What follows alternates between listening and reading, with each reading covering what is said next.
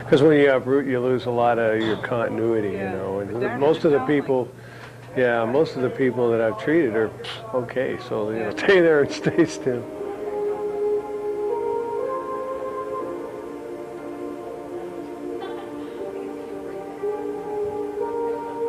That's a good sign. That's a good sign. I've been playing in the background. I'll get into sound and music later. This is music that was composed and arranged by a German composer named Arndt Stein, and he composed or he released 4 albums that that are used in all kinds of therapy, might even be good for your hypnotherapy, in that you have this background music and the way the harmony, it's called, the albums are called Harmony 1, 2, 3, and 4.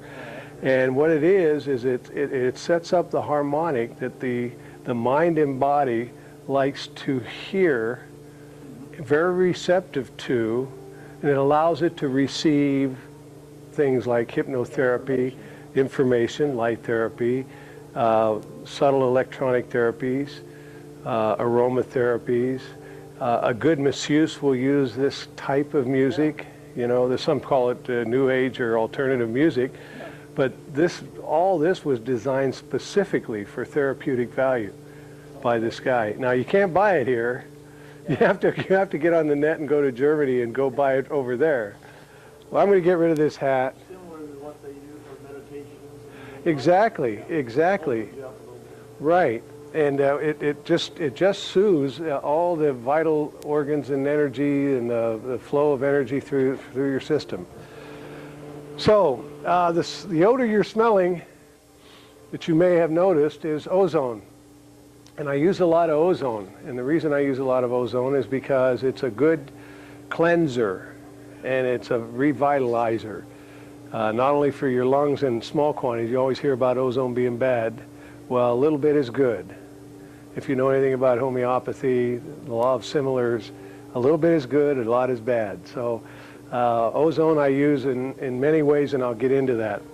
So I was going to say howdy to your partner, but you already know each other. You've probably been together, what, 20 years or so?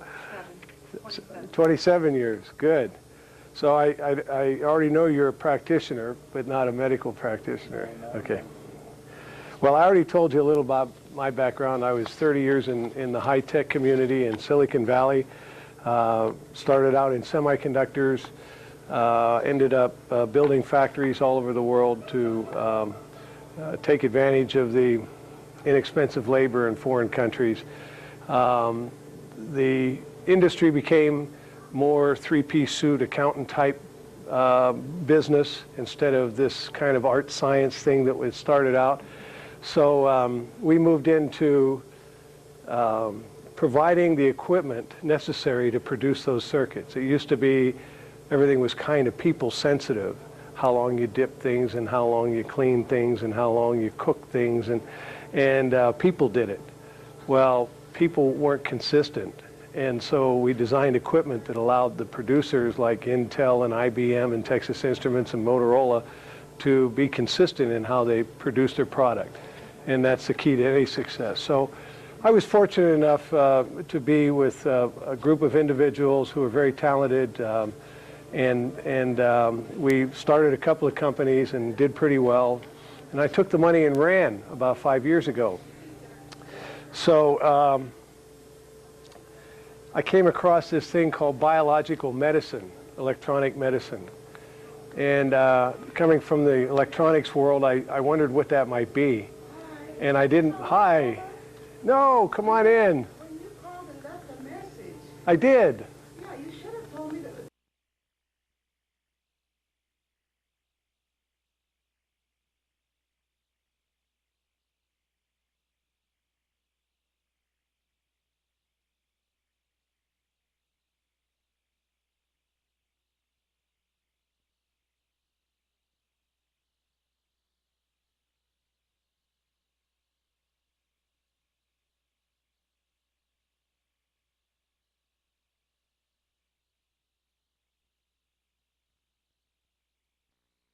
tight schedule.